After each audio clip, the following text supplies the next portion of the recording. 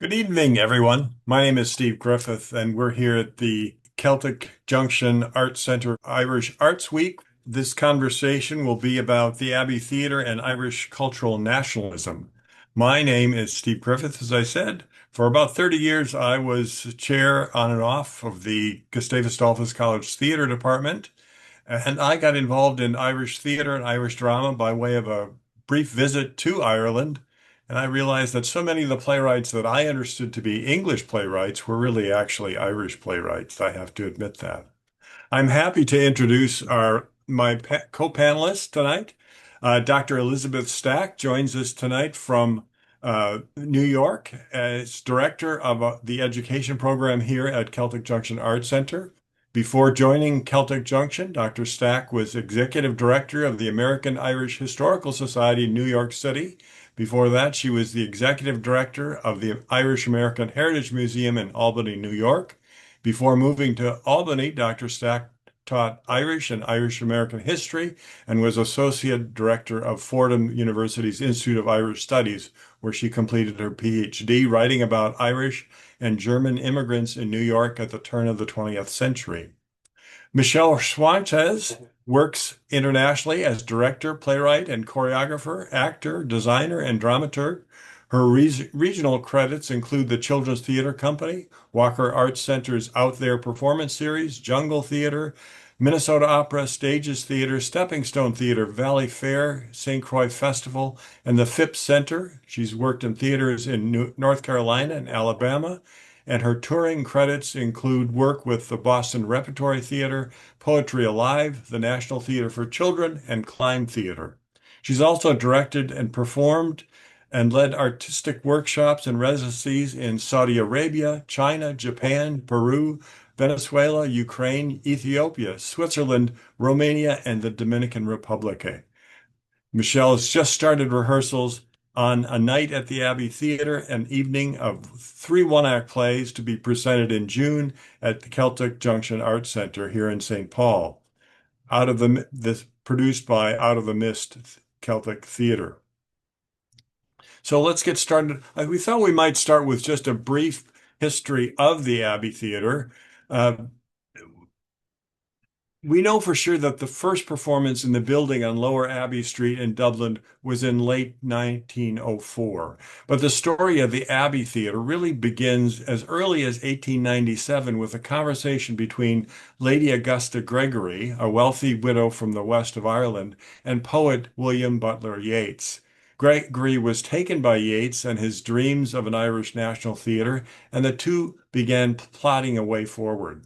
With the support of wealthy landowners and arts supporters, Edward Martin and George Moore, the Irish Literary Theatre was founded as an offshoot of the National Literary Society founded in Dublin by Yeats some years before. Using actors brought over from England from 1899 to 1901, the Irish Literary Theatre produced plays by Yeats and others to mostly critical success. Unfortunately, the theater was not a financial success, and it ended after 3 years. At about the same time, the Fay brothers, William and Frank, were producing theater throughout Dublin and Ireland, with William's company, the Ormond Dramatic Society, and for other groups, particularly the nationalist women's group, Daughters of Ireland. In April 1902, under the banner of W.G. Fay's Irish National Theatre Company, the Fays produced two plays, George Russell's Deirdre and W.B. Yeats's Kathleen na Houlihan. Well-known nationalist Maud Gonne was in the title role. Both plays were well received by the Dublin audiences. Of critical importance in the early days was the financial support of Miss Annie Horniman, a wealthy English friend of Yeats. Horniman came to Dublin in 1903 to provide financial support and to work with the growing company of actors, playwrights, and technicians. Encouraged by the success of their first dramatic efforts, Yeats, Gregory, Russell, Martin, and others founded the Irish National Theatre Society in 1903 with funding from Horniman. Although she had paid for it, the patent for the theatre was granted to Gregory as Horniman was not a resident of Ireland. At this point, the theatre operated as a collective.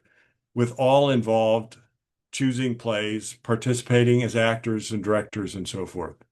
The company began to search for a permanent home, and the long-closed Mechanics Institute on Lower Abbey Street, just north of River Liffey, became available for purchase. Using money supplied by Horniman, the building was purchased in May 1904 and refitted with a small proscenium stage and seating for just over 500. Horniman owned the building, rented it to the Irish National Theatre Society, and 3 one-act plays opened the theatre on December 17th, 1904. With 2 plays by Yeats and 1 play by Lady Gregory. On the second night, John Millington Synge's play, In the Shadow of the Glen, took the place of one of the second Yeats play. The theater company began to suffer dissension almost immediately. There were artistic differences, with some of the members feeling the choice of plays was not nationalistic enough. Others were upset with the unflattering portrayal of rural Ireland. In 1905, Yeats, Gregory, and Synge staged what might be considered a coup and turned the theater into a limited liability company called the National Theatre Society Limited, with the 3 of them being the sole directors. Upset with the way the change was made and Yeats's focus on professionalizing the company, many of the leading actors and participants left. The Abbey as we know it then traces its origins to the formation of the Irish National Theatre Company in 1904. The original building burnt down in 1951, and the new Abbey was built in 1966. So maybe we should just start by defining cultural nationalism. Elizabeth, do you want to give us some insight in that? Thanks, Steve. That's great. It's lovely to be here tonight. And of course, I'm very excited about our Arts Week up there in Minnesota and also the upcoming performances. So I suppose the cultural nationalism element, is very interesting because there was a lot going on at the very end of the 19th century and the beginning of the 20th century. There were a number of strands to what we'll call cultural nationalism, which was basically, I suppose, an attempt by different sectors of Irish society to control the culture and how it was perceived. And in one way, to get back to what they saw as an authentic Gaelic, sometimes or Celtic, sport and ethos. So we have different things like the Gaelic League, which of course our first Irish president after we got independence, Douglas Hyde, and Owen MacNeill were behind it, tried to preserve the Irish language and to ensure it was used. The Irish language, of course, had been outlawed for centuries at this point through the various statutes of Kilkenny and the penal laws. So, and really kicked off again after the Great Hunger because, a number of native Irish speakers either died or immigrated, but also because the Education Act had come out in the 1830s and education was only through English. So, part of that was a very self-conscious act on behalf of the British government to ensure that Irish subjects were going to be good and loyal, civil subjects of the Crown in England. So, in fact, there was free primary education in Ireland before there was in England. You also had the Gaelic Athletic Association, which is still, of course, very popular today and is now, in fact, international. And so that was, to keep it, in fact, banned people from playing foreign games like rugby or soccer until very, very recently. But it was really to promote traditional Irish sports like hurling and Gaelic football. And the one that we're concerned with tonight is the literary revival, spearheaded by Yeats and Gregory and a few more. Yeats was very into, the Celtic spiritualism, the occult, all that kind of thing. And Lady Gregory, was a more profound, a more prolific writer than we were kind of led to believe before. They've discovered that a lot of her writing either went unpublished or that she helped Yeats.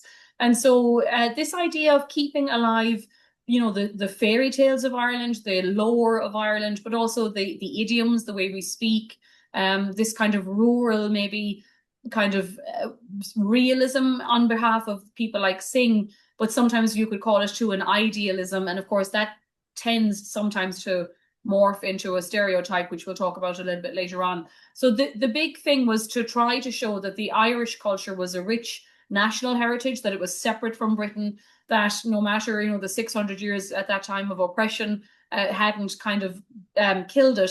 And it's coinciding, don't forget, with all of the different political things that are happening at the time, the various land wars, the Land Acts, the 1916 Rising. There's a huge push in various sectors, even the Catholic, you could call it the devotional revolution that happens. All of these sectors are kind of coming together at the same time to show that Ireland was a separate culture from the British one.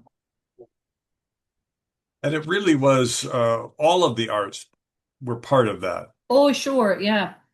Yes, so like you have, Kula Press were founded at the same time. There's a refinding of pottery. I can't, painting, is up. I mean, they were sort of following the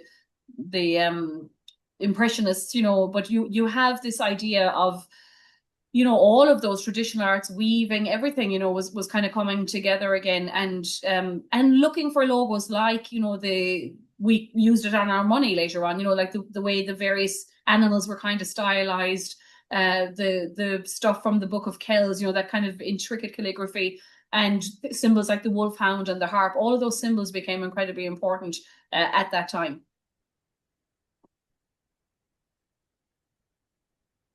Michelle, as a director and doing plays that are over 100 years old, how do you bring those to life for today's audiences? Yes. Well, that's always the question for theater, because of most of the art forms, theater has to be relevant, or the audience won't pay attention, they won't engage, and they will let you know, which is wonderful. So we have to tell stories that are relevant. And fortunately, across this landscape of cultural nationalism, we're looking at three different shows. Now, Spreading the News by Lady Gregory is kind of our fun look into the foibles and humor of a rural Irish village and its characters, that goes over the process of when a rumor mill gets started and a manufactured murder mystery is afoot. So that was one of the plays that you mentioned and referred to that opened up the Abbey Theatre. So we had this kind of little glimpse into rural life. The two other plays that were exploring the themes of cultural nationalism, as well as the idea of the reclamation of culture, are In the Shadow of the Glen by J.M. Synge. This one is briefly about a young bride whose loyalty is tested by her cruel elderly husband one dark night in an isolated cottage. The appearance of a mysterious wanderer calls her future into question. And that play was first produced in October of 1903. And then we finish with another very female-empowered show called Land of Heart's Desire. And this one is by William Butler Yeats. And it is as much poetry as it is a play. Structurally, you could read it like a poem. And that presents a lot of really interesting things to explore. And the story for that one briefly is about a rustic cottage in County Sligo. On a May Eve, a dreamy newly-wedded bride is tempted to escape by a visit from a mischievous fey person. So we have three very different stories that we are using to kind of explore this theme of cultural nationalism that you introduced here. Now, one of the things that I find particularly interesting looking at it through a theatrical lens is that the theater is one of the few third spaces that really exist. We're moving in a position here in time where we're going from a very agrarian society to an industrialized society, and a lot of those third spaces are disappearing. And I think that's something that's very relevant for folks today. We find a lot of those third spaces are disappearing. And those third spaces are very important. They are spaces where we can not only identify and explore ideas, new ways of being, ways of viewing ourselves culturally, trying and testing new ideas. And one of the things that I think the theater in particular, and the Abbey in specific, was able to do was create a space where they could explore, what does it mean to be Irish? I mean, after centuries of oppression, after systemic loss of language, rituals, religion, cultural identity, and also just, I mean, from all kinds of economic oppression, religious oppression, losing a huge amount of the population into the greater diaspora. How do you reclaim that sense of Irishness? And I do believe that all three of these plays that we're exploring as part of this performance really show different aspects of how these different writers were trying to reclaim a sense of Irishness. So I just kind of wanted to check in a little bit and piggyback on Elizabeth here. Now, first of all, we're all American producing these plays in Minnesota. And of course, the Twin Cities has its own particular context. But I wanted to check in with you, Elizabeth, as part of the Irish diaspora. How strange, bizarre, or what is the process like for you of seeing a bunch of Americans producing these types of shows, putting Irish performances and Irish stories on stage? Thank you. Well, I mean, first of all, it is great. It's amazing to think that the culture has survived, 110 years, or in some of these cases, 130 years, some of the plays. So to see them still be performed is fantastic. Personally, before I was a literature teacher or a history teacher, I didn't enjoy some of the plays myself, even as a young Irish person, when we did them at home in Ireland. I think I felt that they were old-fashioned. Sometimes, the Synge, I think, meant well, and absolutely he loved the West of Ireland. He spent, months and months and months learning how to speak Irish and living amongst the people. But sometimes I feel he infantilizes the people a little bit. And so, I suppose you're always aware that the culture is being looked at from an outsider, even though he was a very complimentary, outsider. So, that kind of gets layered on again when it's being performed, in the diaspora, that, sometimes the plays, because they are old fashioned and the humor is old fashioned, and, you might miss little nuances of the humor. There's sometimes I think there's a slight fear that they might come across as kind of condescending or belittling the Irish. But actually, that isn't the way to look at them. They were written to try to uplift the culture. Certainly, in one of the plays that you're doing, the buffoonery of the British system is shown, in Lady Gregory's play, and so they're actually a lot more sophisticated, I think, than what they come across as. And so that's the danger, that if they're not handled adeptly by actors or by directors, they can just be very broad, rich, kind of stereotypes, And so I think, like you clearly, Michelle, have the background to it, and you're doing them, for the right reasons. And I think, look, the major thing is the fact that they are still alive and still being performed is incredible. When you look back at the Irish stage, when the Irish were coming in as immigrants, into early kind of or mid 19th century, they were often the butt of the jokes, in plays that had nothing to do with their culture. And so we see, like, the Abbey Theatre came on tour to New York and Philadelphia and other cities with some of these plays in the early 20th century. Two mixed reviews. We might talk about that later on too. But, this is very important, like, that they were seen as something that could represent Ireland, and of course would look familiar to the people here, and so I think it's a beautiful thing to have your culture still, performed years later, maybe by people that would have very little technically in common with it, unless you can see the universal themes, which of course often are trying to belong, hoping for a better way. Like, the In the Shadow of the Glen is technically quite a progressive theme when you look at it, in terms of a woman who's wanting to better her marriage, and so, I think that we can be kind of critical of something because they seem old fashioned, but actually it's important to give them the space, to see them as they were intended to be seen 130 years ago, but also that some of the themes will still resonate today. Absolutely. Thanks, Elizabeth. Yeah, so through our explorations of these pieces, we always believe in telling a story well. If you don't have characters that are relatable, stories that are engaging, stakes that are real, relationships that are developed, and if you don't respect your audience to kind of come with you and experience those things, I think there is a danger of having this sort of precious museum piece, staid kind of thing. So I think it's very, very important to keep these characters as vital, really lean into the language and the dynamism and the stakes. And so through our exploration, that's a lot of the things that we do in rehearsal.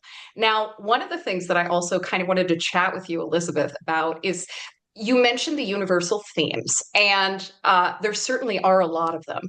But particularly, we know that there's been, in this country in particular, in the United States, we've had our own systemic oppression of many groups of folks. We've had groups of folks who are, Native Americans, for example, where we have outlawed their languages, put them in boarding schools, gotten rid of their rituals. So there are a lot of parallels to different groups' experiences. And also, too, in the Twin Cities in particular, I think the idea of, here, what is an American? What is this culture? What is acceptable? Is something that we're currently grappling with. What does that mean, right? Who belongs? Who's in the in-group and the out-group? There's a lot of discussion of that. And also, there is a movement toward healing. And one of the things that I love that we're kind of presenting these shows with is we're including musicians as a thoroughfare. So we've got poetry, we've got the music, we've got the rhythm, we've got the narrative storytelling. Because one of the things that really strikes me, and feel free to piggyback on this, Elizabeth, is that music and oral tradition served a number of purposes for the Irish people. Number one, you have a lot of songs that basically are oral history. This battle happened, this rebellion happened, this and so that we can remember and pass down that oral tradition. We do also have the memory of the original language and rituals and symbolism and connection to nature and place that we see. That's very present in the plays that we're exploring here. But we also have some of those cultural legacies that we can struggle with sometimes as outsiders. The representation often of drunkenness or fighting or a variety of different stereotypes that are presented in literature, in film, and we see it even in these plays as well. We do have some characters that are violent or drunken or lazy, for example. And one of the things that I kind of wanted to just connect with you on, Elizabeth, is your take on how important is it to be able to honor some of those kind of ideas of the past and what is truthful and confronting those truths culturally, and also sort of moving past them towards what does it mean now to be part of Irish culture, so that we're kind of acknowledging things. And I wanted to connect it because you said something very interesting in our pre-discussion, which I really, really loved, where you were talking about how there was sort of this process of healing where the Irish were angry at the English, angry at the church, and then they started to turn an inward eye, for example, with the Magdalen laundries, and understanding, how they internalized oppression, maybe perpetuated cycles of oppression, because we do see that a number of Irish immigrants also came to this country and became overseers or slave owners themselves. So often you'll see this kind of oppressive cycle. And I guess for you, I don't expect you to speak for all Irish people, but for your unique perspective, is it important to acknowledge some of these stereotypes and confront them, or should we leave them in the past? What is your opinion or your thoughts on that? Well, I mean, that's a great question and a huge topic. And I suppose, the short answer is that I think, yes, we should confront the stereotypes. I mean, when I think about Synge's stereotypes, let's just, start with he wasn't trying to stereotype them, for a bad reason or to belittle them. He was trying to show that the Irish peasantry were, flawed, that nothing is black or white, and that these weren't, simple people who believed in the fairies or had superstitions about swimming, and being fishermen and all this. He wanted to show that there was complexity and jealousy and, that they were flawed human beings. And so, I think when you talk about that through the arc of our own history, at the same time, exactly as you said, that we were being kind of victims of the Great Hunger in Ireland, or certainly not long before that.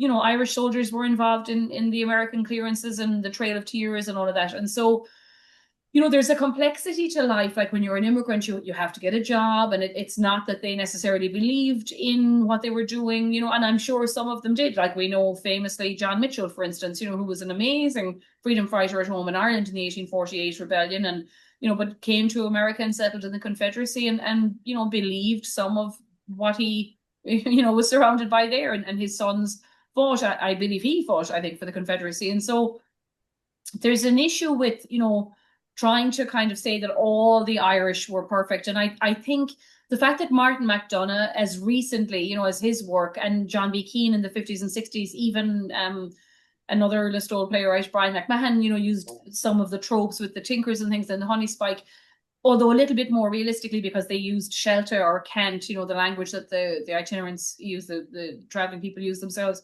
And so, but Martin McDonagh still has some of that. Like, I experienced a little bit of the same anger reading The Beautiful Queen of Lannan that I did reading, Playboy of the Western World, in terms of like, oh, they think Irish peasants were stupid, or, that we're so passionate. And I think that speaks to the wider question of how groups in this country are perceived, how we're perceived ourselves. And so, yeah, we were talking in the pre coming on live, that we've had to wrestle as a country with the fact that, it was very easy to blame the British for the Great Hunger, but Irish people actually managed the workhouses and were often the middlemen who collected the rents for the landlord. They, and further into the 20th century, everybody in a town where there was a Magdalene convent knew that there was a convent. The hotel used the laundry system for their linens, the government knew. And so again, like, very easy to blame the church and, the priests dragged the girls in, but no, like, the parents gave them up. The parents of the boy, as one of our politicians said in the early 20th century, or 21st century, when, they started the first one of the series, he said, we have 8,000 girls in Magdalene homes giving birth, but they're all apparently immaculate conceptions, because where are the fathers?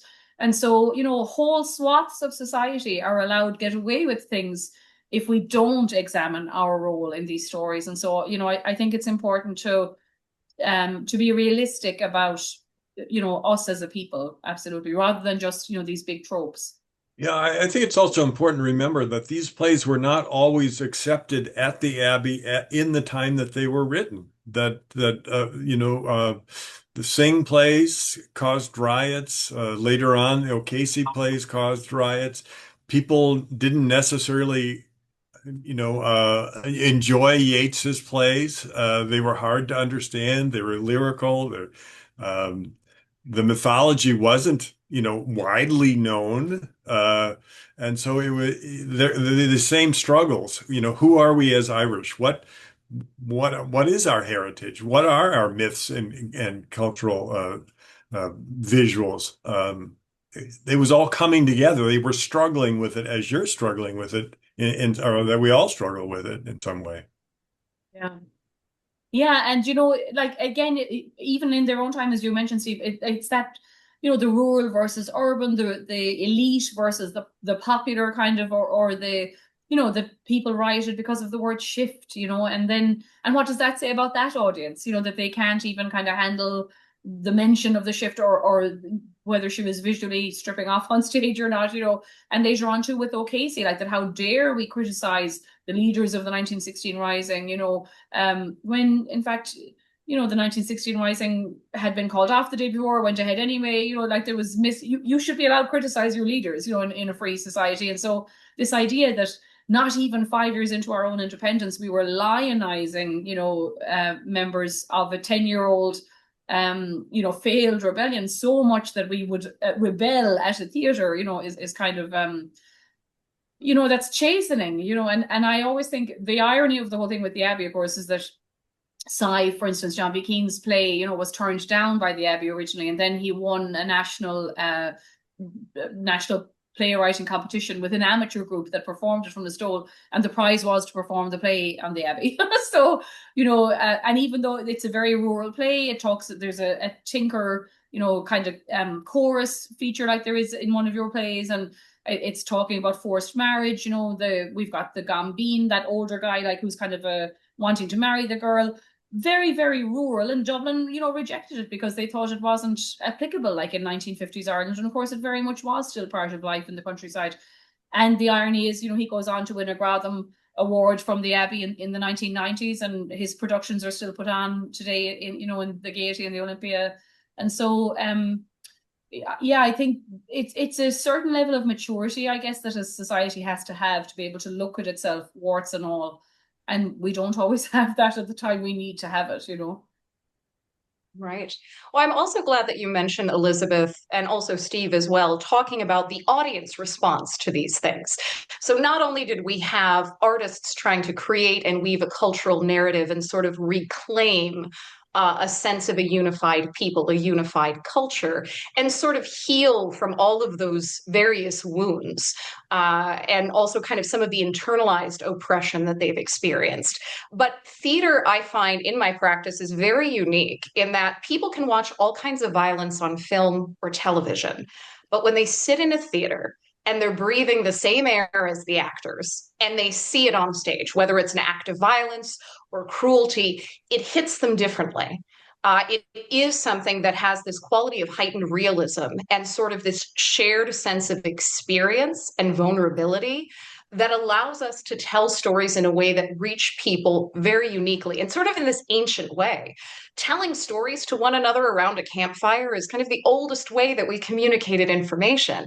And of course, the Irish tradition as well. We're talking about oral history that predates Christianity, predates the written word, predates all of these literary revivals.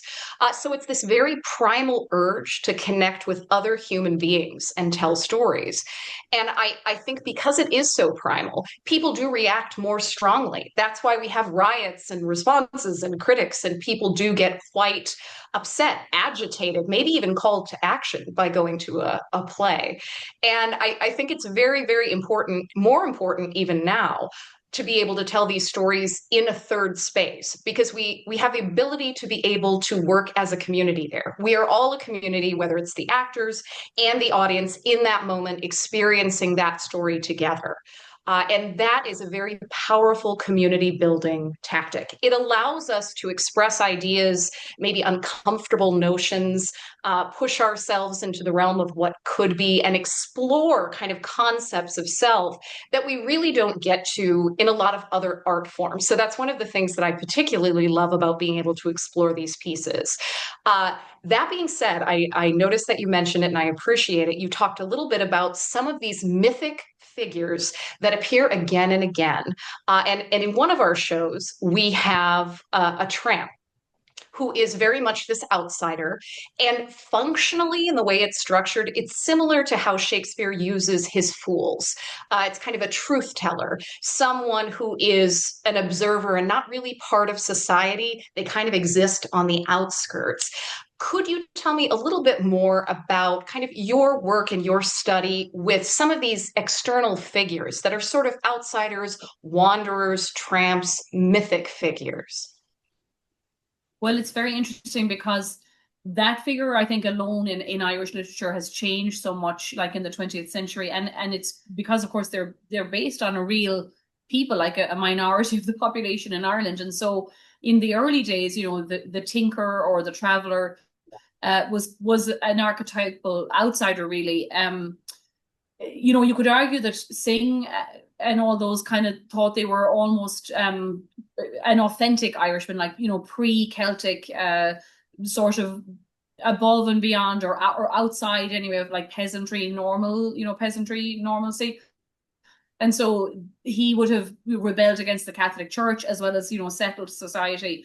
And so that can kind of bring an extra nuance to the Irish nation that was separate from like the conservative, kind of middle class farming and all that was coming up. And it's used again, as I was saying, like by kind of Honey Spike by Brian McMahon and John B. Keane in the 50s and 60s, where now, they're the central characters in their own stories. It's using the realism of their own language, like Shelta or Cant, which very few people outside of the community can speak or understand at all. And then, of course, by the 60s and 70s, you have itinerant or traveler rights associations who are arguing, that we're not kind of a trope that you can use. We actually are a separate kind of almost an indigenous group. And so they're trying to move away from either the scapegoat that, because they, had been a lot of the time used as scapegoats.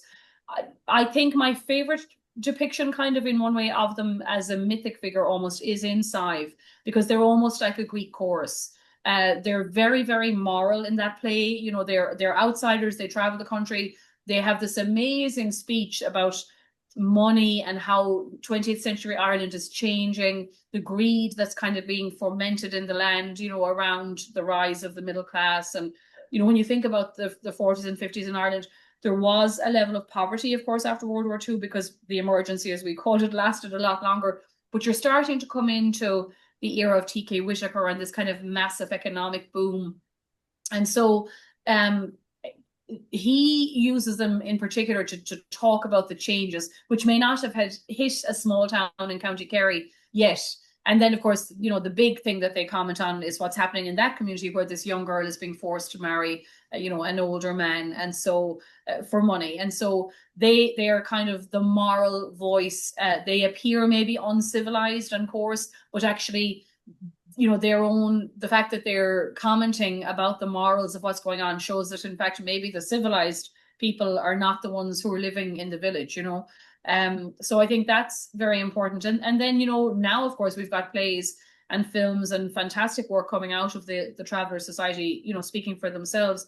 And I suppose they still are almost an outsider kind of, you know, in Irish society. Like we've one or two, you know, shows have characters that are travellers, played by travellers, which is a good, but, you know, they are still a minority and still sometimes a much maligned minority. So it's interesting to see how the use of them, you know, as a trope in a play has changed. And now, no more than what I was saying earlier on about the Irish, you know, when they come to America, they have to control the immigrant as they're portrayed on stage. And so early vaudeville, the Irish are, you know, silly kind of buffoons, or the maid doesn't know how to dress a salad, and so she comes on stage, you know, in just her slip holding the tomatoes, you know, and they eventually kind of take control of that because they don't want that to be the image of the Irish, and they become very sentimental with these songs about mother, you know, my mother back in Ireland, and Chauncey Alcott wearing tails and you know, bow ties.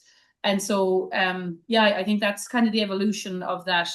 I mean, Yeats too with the fairies, like that, that's an interesting one because, of course, in rural Ireland, you know, and still today, you know, there are places that we won't go, you know, trees that we won't touch. It's a very layered belief system, like this mythic, you know, kind of folk, because, and it was intertwined with our religion a little bit too, you know, so some of these sites have almost been accepted because now there's a well for a saint, you know, there, or whatever it is. And so, you know, Irish people have lived with this kind of amalgamation of folk and pagan and early Christian, and then like Rome eventually kind of took over in the 19th century.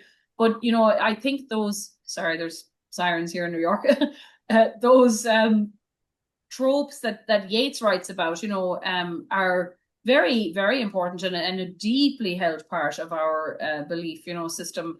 And I think one that the diaspora take with them too, you know, like we brought Halloween, you know, to America, like those are some of our traditions, you know, and so the fortune telling, you know, the elements of mystique and mysticism are all profoundly felt and still used in modern Irish drama, like By the Bog of Cats. I'm thinking Marina Carr, you know, there are still some very prominent modern playwrights that use some of those tropes, which I think is fantastic, you know. Yeah, well, and we have the opportunity to explore some of that. Sorry, Steve, I'll finish my thought. Please jump go in. ahead. So we have a little exploration of that, sort of the idea of Catholicism and the world of the fairies and mythology that sort of come head to head in one of the shows that we're producing here. So in Land of Heart's Desire, we very much have the representation of the authority figure of the local priest. Then we also have the fairy child, who is sort of this ancient pagan, powerful figure. And the two of them sort of have it out. There is sort of this wonderful negotiating and discussion about mythology versus Catholicism. And just briefly, Elizabeth, I wanted to check in with you in your experience in literature and study. How do you feel that the Irish have been able to sort of be in that liminal space, navigate both of those worlds of holding on to some of those traditional mythic beliefs and also incorporating Catholicism in it? Do you see it as a type of rebellion or self-preservation, or how do you view that, Elizabeth? You know, it's mother's milk, I think, to us. I was just thinking about, is it Freud or Jung or someone said you couldn't psychoanalyze the Irish, you know, whether that's true or not. But it is funny because we have no problem living with the two of them together.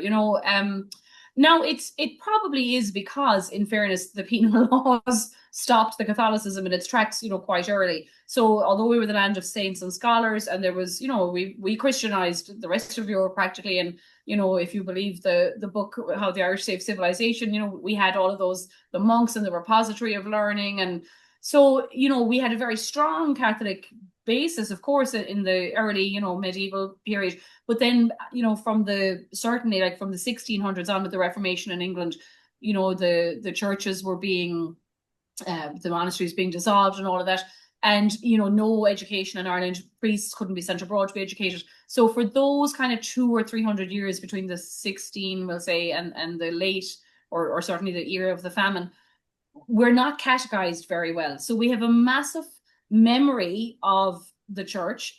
We see them intertwined in the need for, especially since Britain became Protestant, it's very intertwined with nationalism and this desire for political separation. And the Sagar the Rune, dear priest, is often the leader of some of these kind of, we'll call them proto-nationalist movements. And yet, because we are not catechized, we're kind of sliding backwards into the fairy forts and all of these other kind of mystical things. So like Irish people, I was always fascinated like with the Salem witch trials and the Scottish witch hunts, and like Germany, there are hundreds of thousands of women killed in Europe. Like Ireland had no problem with witches because we knew they could exist, and so it wasn't that the devil had taken you over or that there was anything satanic about it. She was a wise woman. You better leave her alone. You can ask for help if you need to.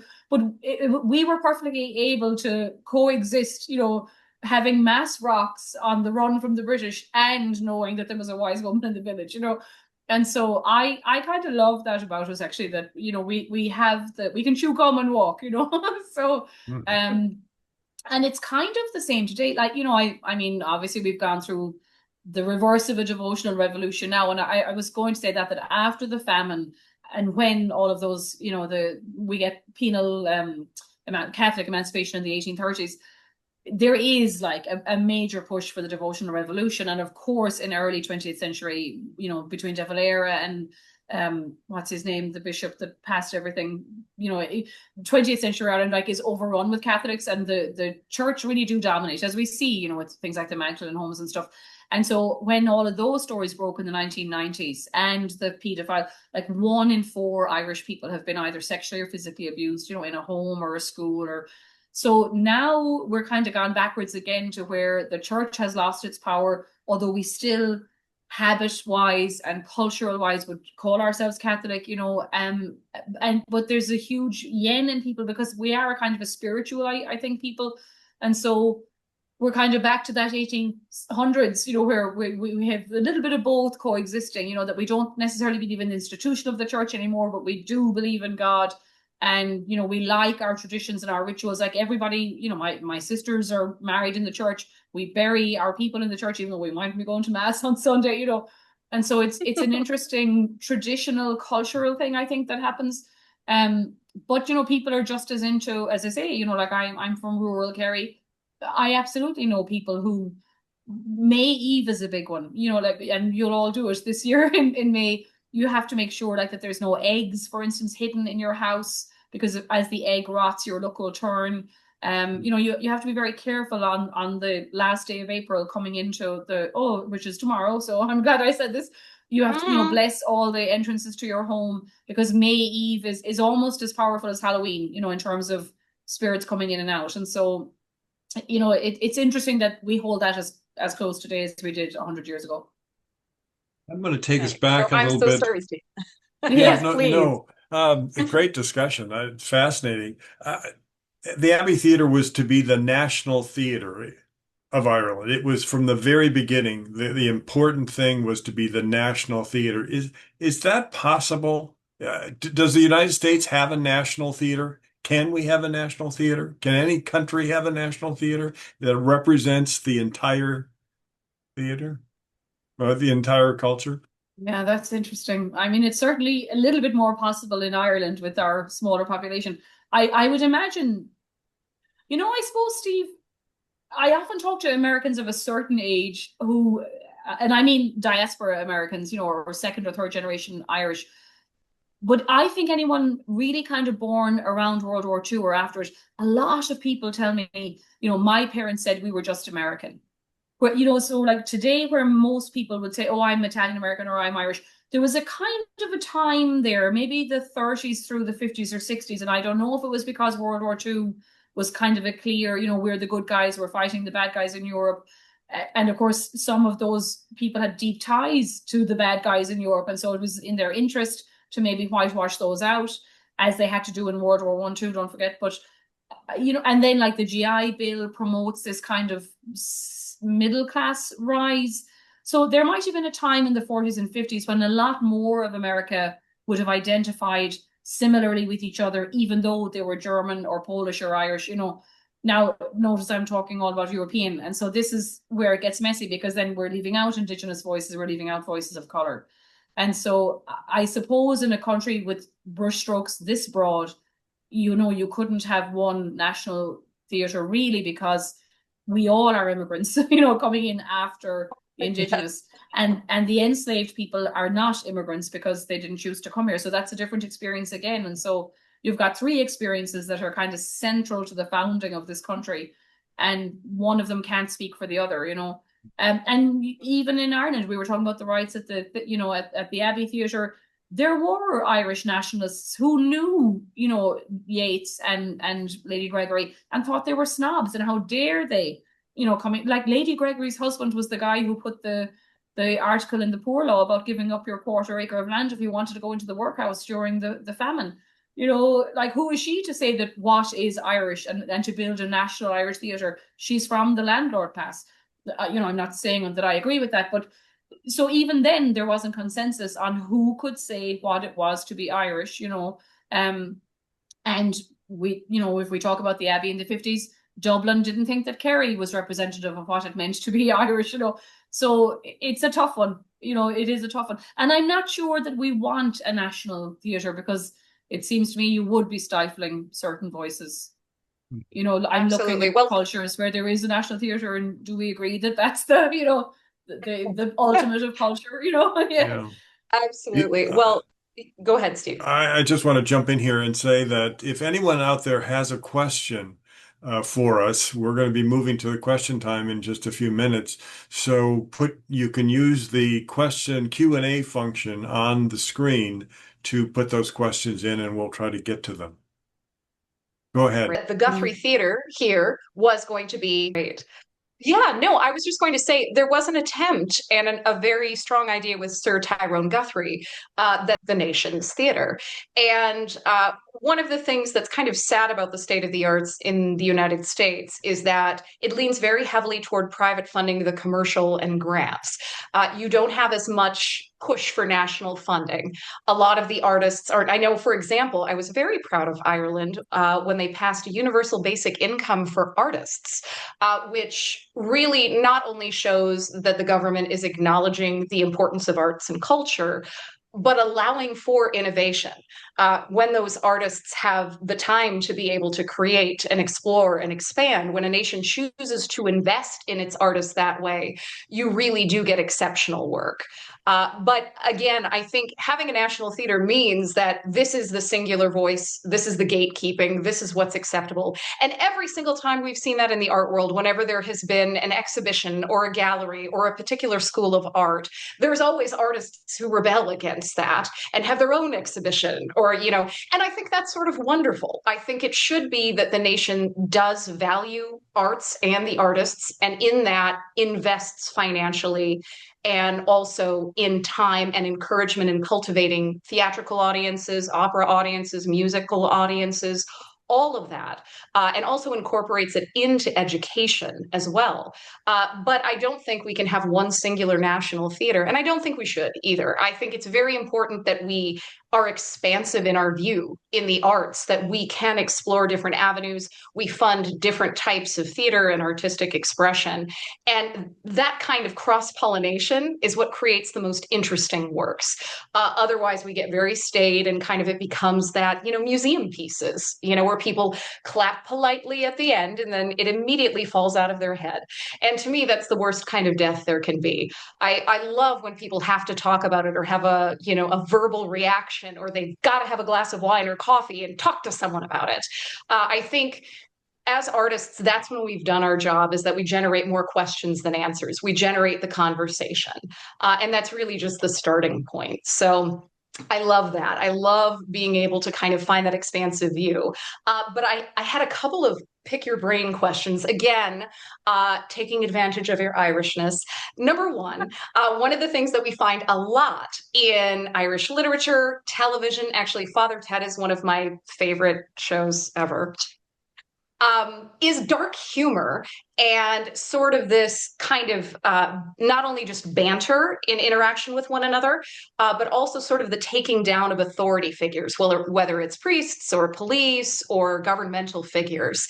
Do you find culturally for that to be the case, that the Irish might have a sense of dark humor or sort of that kind of sense of banter, sort of, taking each other down a peg a bit? And do you think that's something that is in response to years of oppression? It's something that might be that dark humor is a way to deal with things? Or do you think it's something that is uniquely Irish? I definitely think we have it. People say, you're really liked if people are mean to you, and if they're very polite, then it means they don't like you. So I don't know if that's true, but I think we do default to kind of, we call it slagging sometimes, or this just being a little bit mean. And I do wonder if it's as a result of kind of living with landlords and kind of exiled in your own country sort of thing. I'm sure we're not the only culture. I do think we are more prone to laugh, than other countries. But I don't know what it is. The danger with black humor sometimes is that people don't always get it as well, and so that can be excruciating. When you're watching a performance, particularly with an American audience, where I was at a play, Behanding in Spokane County. It's a McDonough play. And it's dark humor, but you don't laugh out loud at dark humor. Sometimes you might smirk a bit, but because everyone was told, I think, because they were all told it was a comedy, they were laughing out loud at things. I was like, it isn't that kind of funny, haha. It's funny, ooh, So I think sometimes it can be lost a bit in translation. But I suppose people who are miserable, technically, you have to laugh or you'll cry. So what do you think, Steve?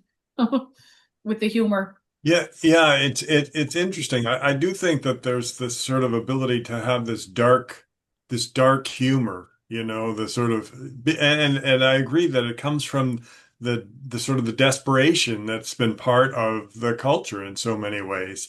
There's also this sort of begrudger attitude, sort of begrudging someone who has good fortune if you don't have it. There's, does he really deserve that? Yeah. And I think it's funny because our songs are sad, so it's not like we are in denial about the sorrow. We have very, very sad songs about immigration and famine and death and, Kevin Barry and all these boys. But I think in general, we try to be a bit more humorous about it. Somebody in the Q&A, Michelle, just to kind of piggyback off that, asked, why do we think that it's so important still to Americans to tell Irish stories and to hear Irish stories? Well, and I suppose again, even if you're not an Irish American, sometimes these tropes are true for you too. It's an immigrant culture, and these immigrant stories, everybody misses home kind of thing, or looks, backwards. But just speaking from terms of being an Irish American scholar, it's always, I remember when I moved here first, and meeting Irish Americans with, definitely fourth generation. Some of them don't even know where they're from at home in Ireland, or the ties are long gone. Some of them, their grandmother was Irish and they remember the brogue and all that. But genuinely people that have no living links to Ireland, and they would say, oh, I'm Irish. And I was like, are you though? You're born and raised in America, you've had experiences that I've never had. You won't experience what I've experienced.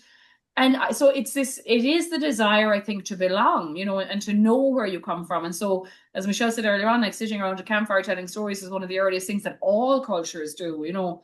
And I do think that gives a certain depth to, you know, your own sense of self kind of thing, that if you know, my people were from this village, or even if you don't know where in Ireland you're from, but you know that, oh, well, the British, you know, kicked some of them out and there was evictions and maybe that's what happened to us. It's important, I think, to be able to piece that sense of yourself, you know, together. You know, so yeah, I think that's one of the reasons the stories still count here, you know, is just to try to make sense of where you came from, you know. Like I've been an immigrant for 25 years now, and you know, I do still call Ireland home. You know, it's funny that, you know, you don't lose that. And I'm constantly flabbergasted because, you know, I can be home in 7 hours if I want. You know, I can hop on a flight in JFK. We have satellite phones where I'm on looking at my mother, you know, when we talk on the phone. When I think back to people who came, you know, before the Great Hunger, or, you know, when ships took days, weeks, you know, to come, and letters took, or maybe they were illiterate. And so how often were you even going to hear from them? You know, I think the immigrant experience, like sometimes I think that affected the Irish Americans more than it affected the Irish at home. Sometimes I think the Irish at home had to kind of cut off a little bit, you know, because like my grandfather was one of 14 kids. He was the only one that stayed in Ireland. Most of that family went to Australia, one to America, and like 3 or 4 to England. But, you know, I can't, his mother, you know, like the oldest boy was 15 or 16 when he went, and he picked my grandfather out of the crib. My grandfather was a few months old, and he kissed him and he said, I hope you have a good life, Jerry. And they never saw each other again. Now, you know, some of the sisters that went out and were nuns, they wrote and they came back. The nuns sent them home every 5 years. But those two boys never saw each other. And I don't think even wrote letters, really. You know, I don't think he had a relationship at all with these brothers that were men and gone before he was even a toddler. So, but I know that the Australian guy came every day and sat on the harbour and cried for weeks, and said somewhere over there is Ireland. My grandfather didn't have that experience. You know, like maybe he mourned a brother that was gone that he didn't know, but maybe he didn't, because you don't know what you don't know, you know? And so I think that is what has happened to differentiate I think the Irish Americans have a clearer sense of loss in a way than the Irish do. And I sometimes think the Irish might have a sense of guilt that we couldn't keep them, you know, we had to send them out. And so it's better not to talk about that. You know, we can't examine those feelings too closely. So, you know, I think there's work to do on both sides culturally that would help all of us, you know. Yeah. I'm glad you mentioned the Americans who come over there and say, "Oh yes, I'm Irish." Because one of the things I think a lot of Americans experience here is the sense of being unmoored, because we have such a commercialized society, lack of third spaces. Capitalism kind of pushes you away from a sense of community and place. So there is that yearning for that identity, even if it doesn't make sense. That's why, you know, we celebrate St. Patrick's Day, and some of the things that we do here are just way crazier. You know, the foods it's like, oh, in Ireland, they're like, yeah, we don't eat that anymore, you know, kind of a thing. Which I think is very, very humorous. But also, one of the things I've noticed in Irish literature, and also it's present in the shows we're exploring here, is this tremendous sense of a need to belong to a place. There's often, with a lot of these characters, I'm from County Wicklow, I'm from County Sligo. There is this sense of this is who I am, and this is my community. Do you find in your work that community is very central to the Irish identity? Yeah, I do. You know, I was very struck with it. I mean, we're almost getting a little tiny bit political now, but you know, when you mentioned capitalism, like I think that is absolutely not that we're not a capitalist country. Absolutely, at home we are, but you know, it's a social democratic government kind of in space. During COVID was when I really noticed the difference. Like we were all stuck, of course, and I was up in Albany on my own, and my sister was in California with her husband, who's from home, and their 3 kids. Well, I think she'd only 2 at the time, or one at the time, and mom and dad at home in Ireland. And I was able to go to California for Christmas that year, and we watched Irish TV, and in the corner of, you know, RT is the Irish, the logo underneath RT now said "Together Apart." And I just thought, like, my God, and we were watching shows that were recorded in empty studios. I remember seeing a choir in a church, like, or, a space, and the camera was way, way back at the end of the room, and the choir were separated out.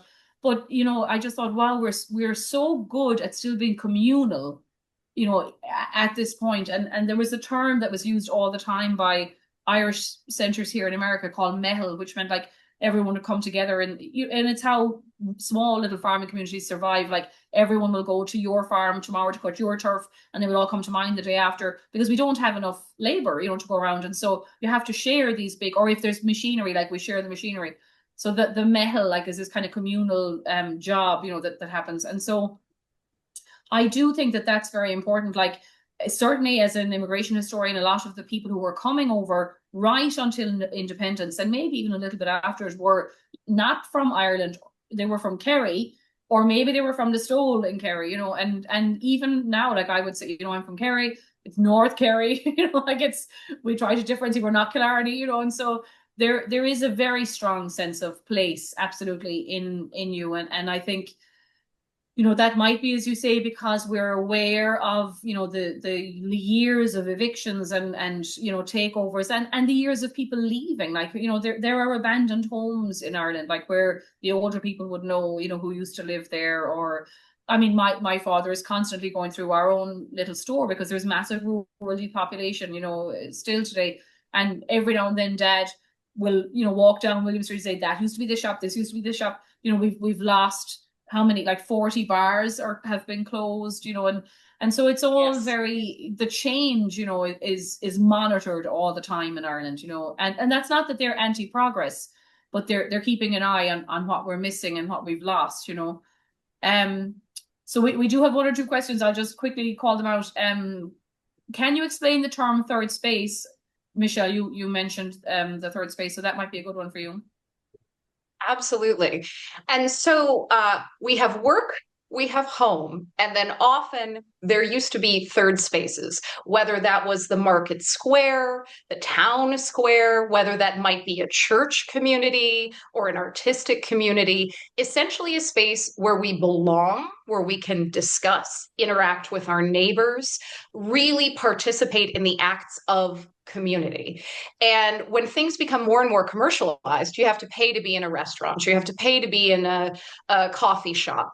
Those are often barriers where we only have certain community members who are able to participate or partake of those services. We have fewer spaces where people of different statuses, different backgrounds, different ideas, different religions can truly interact with one another.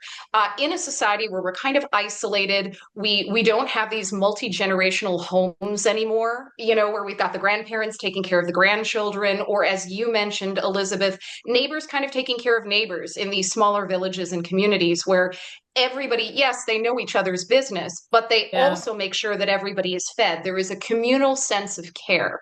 And one of the things, again, not to get into capitalism too deeply, but in America specifically, we have shifted from the idea of being a community member to being a consumer. So a lot of services like childcare, schooling, building a house, repairing something, gardening, harvesting, all of these things have gone to strangers, commercialized interests, paying them, rather than having neighbors that you actually know. A system that is a bit more communal, where you actually have obligations to other people in your community, and that forces relationships. And the more isolated we become, the fewer conversations we have. So it's much easier to stereotype someone down the street when you literally never talk to them. You haven't gardened with them. You haven't had their kids over to play with your kids. So there are fewer and fewer opportunities around the world because a lot of spaces are being monetized. And that is often a barrier. The figure of the tramp, for example, was welcomed into the home. He was sort of an outsider, but he was still a part of the community. They welcomed him in, gave him a drink, gave him food. There was a sense of mutual obligation in a community. Whereas now with things like homeless camps or anti-homeless architecture, we are often separating huge segments of society. And of course, through redlining and a variety of other socioeconomic factors, both legal and cultural. In the United States, a lot of times we're in our own little silos with people who look like us, talk like us, have our same educational status, worship like we do, have the same perspective. And in the past, there have been community markets, parks, places, and events where people of different perspectives and different socioeconomic statuses could get together and practice community care together. So by a third space, we mean a place where you can gather with your neighbors and not have to pay for a latte, not have to pay for a ticket. There is no barrier to entry. Everybody is welcome and everybody has to navigate relationships with everybody else. So that is what I mean by the third space. So thank you for asking that. Yeah. It reminds me actually of the Abbey Theatre at its beginning. This group of people getting together, they had this shared idea of Ireland, and they wanted to bring it to other people. Interesting. Do we have another question there? We do. And I wanted to say, I mean, I was thinking about the coffee shops during the Enlightenment, like look at what happens when you want everyone from different, like social, but anyway. Yes, another excellent question, this, I think, and one maybe for you, Michelle, with the technicalities like of the production. Could these plays be set in modern times like Shakespeare sometimes is? Certainly the themes can still resonate with contemporary audiences, but can they be presented as occurring at times closer to the present? And we have another one too after that one. Sure. I'll keep my answer short then. We always let the story lead the way. So we want to tell each story authentically. And one of the things that you asked, Elizabeth, early on is, are we going to do Irish dialects? Do we have accents? And what we find is, and most particularly too, when we're dealing with the poetry, it is written in such an Irish way that the music of the language leads the story. We would be doing it a disservice if we didn't lean into that. And also, I find that not only do these stories work well in their original context, bringing them into a modern context wouldn't give us that observable distance. The reason why our tramp figure is able to kind of piece out what's really going on in society is that we have that distance. Even Shakespeare was able to critique, the monarchy, politics, things that were going on at that time, but let's set it in Denmark. Let's set it a few centuries earlier. Because sometimes when things are a little too close to us, we can't see the forest for the trees. So a lot of times I like to engage the audience by bringing them into these worlds with proper context and still characters that they can engage with, humor that they can enjoy, thoughtfulness that engages them in a way where they are brought into these stories. It's not, oh my goodness, I know you mentioned earlier, Elizabeth, that sometimes if it's too esoteric, if it's too ivory tower, if it's too intellectual, it can turn people off.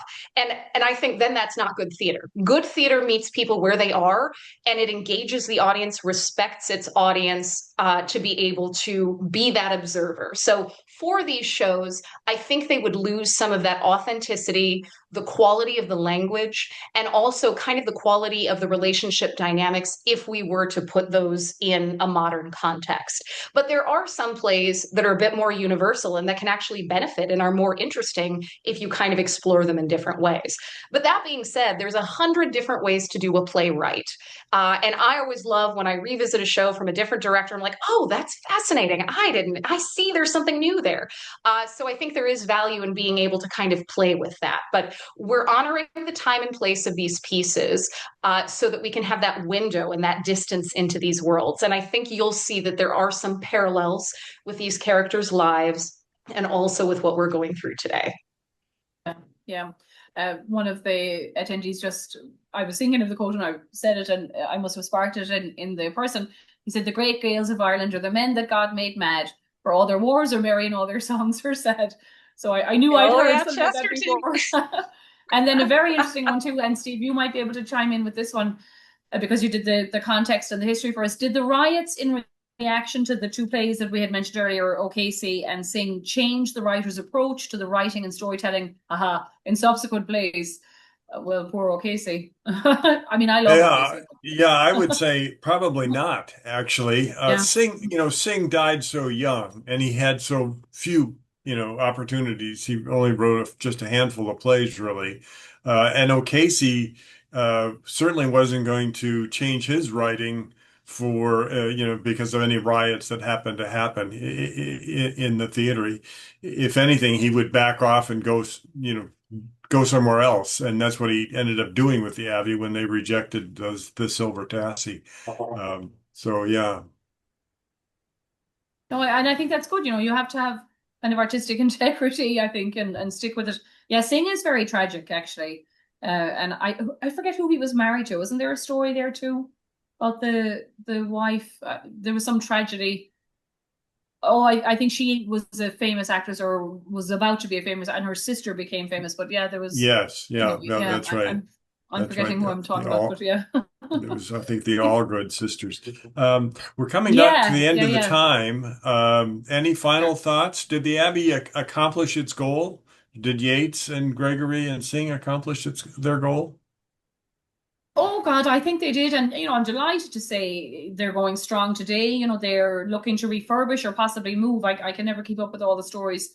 And the Peacock Theatre, has opened. So, and I think they're doing a lovely balance actually of keeping with the old repertoire and some of those old, like I know I've seen OKC productions numerous times there. And I think they're really well done. Like, they sometimes do the blind casting or whatever we'll call it, like I'll call them fads in theatre, but they do that, and they've commissioned new work. So, I think they're doing a good job of navigating where modern Ireland is at and keeping the tradition alive. I mean, of course, as a historian, I do want to see the past preserved. So it's not about forgetting these plays or never again, doing Riders to the Sea, because I think it's a bit foolish, and it isn't. It's actually a lovely play. Maybe I know when I was young, kind of when I saw it first, but so yeah, I think they're doing a great job and they're still there. And as Michelle pointed out, like Ireland is very good about the arts, in general, and artists.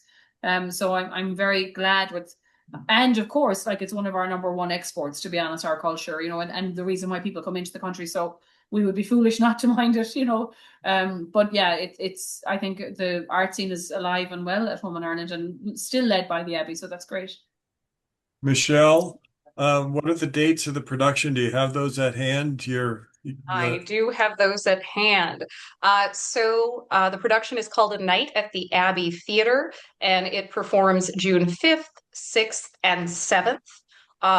All of those days at 7 p.m. And then we have an additional 2 p.m. performance as well on the 7th. And you can check out information about it and buy tickets at Celtic Junction's website. And also you can take a look at outofthemistceltictheatre.com if you also want to find some additional information about them. Great. Yes. Well, and we need to push our Arts Week. We're in the middle of that, of course, and then next week we've got our Dara Shacht and the Gael this weekend, actually. So there are still spaces available there for a fantastic immersive weekend, Friday, Saturday, Sunday, with classes, lunches, fun quizzes. We're doing a fantastic documentary from Ireland called Ryerk Éireann, which is just little snippets. Like it's not, it will be over an hour long, but they were short programs that were filmed in the 50s and 60s. They're amazing. And so Raymond will be over to talk about that. He's the executive director of Gael Lynn, and he was involved with putting this new format of the Ryerk Éireann together. So, there's still plenty of, and we've classes coming up, of course, in May. And Steve, you've got a class. Is it still, have we finished it, or is it still coming up? No, it's coming up. We've got book reading on the Easter Rising, and that's all this information is on the website. So please go there and check it out. And I'm doing a one-night session on the Easter Rising as well, but in the history series. So lots of things going on at Celtic Junction. There always is lots of things, concerts and all kinds of events. So please check out our website. Thank you for being with us tonight. It's been great. It's been a wonderful conversation. Thank you so much, Elizabeth, and thank you, Michelle. And thanks to Christo for helping us with the tech. Yes. Great. Yes, yay, Christo. Okay. So thank you very much, guys. And sign up, check out the Facebook page for the Education Department. We're in the middle of the Easter Rising week now, for those of you who don't know. So I've been doing a couple of posts on there, and everything is available on the website, as Steve said. So good night, everyone, and thank you very much. Take care. Thank you all so much.